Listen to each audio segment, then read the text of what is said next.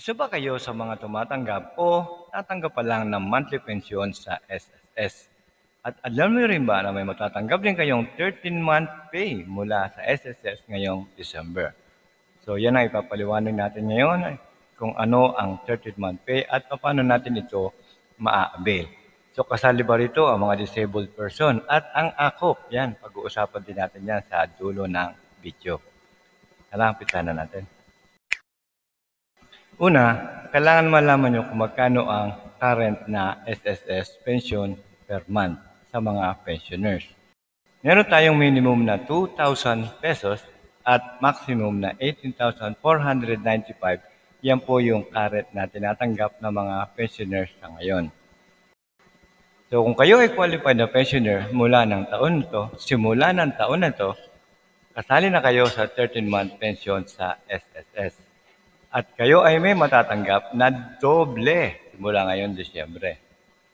So sino-sino mga qualified sa 13-month pension? Ang isang retiree ay kasama na sa 13-month pension at ito ay payable tuwing sasapit ang buwan ng December.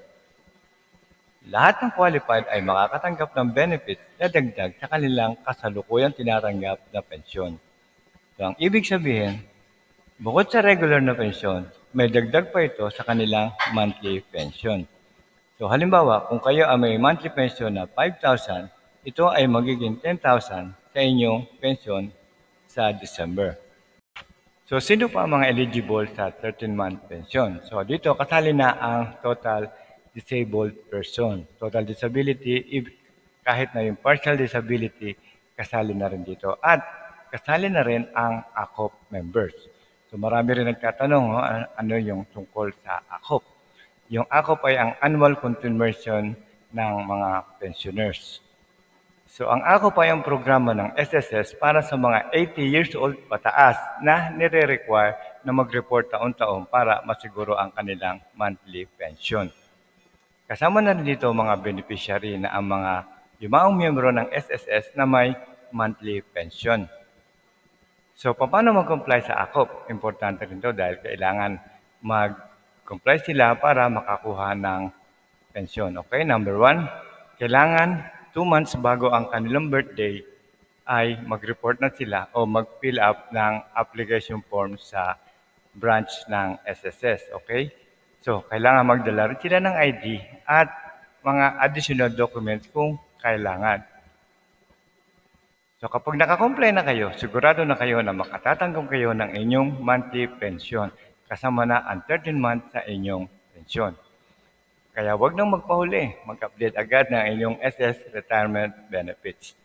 Kaya para sa mga additional na videos, marami rin po tayo niyan tungkol sa SSS. Meron po tayong paano mag-register, kumuha ng number, at kung first time kayong kukuha, importante yan. Okay?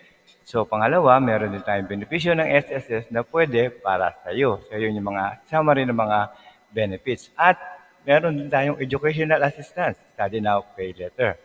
Meron din tayong mga ibang information, mga updated information, kamukha ng funeral benefits ay nadagdagan na. So, paano tayo mag-apply ng salary loan online at calamity loan? Okay, lahat po yan ay meron tayong video.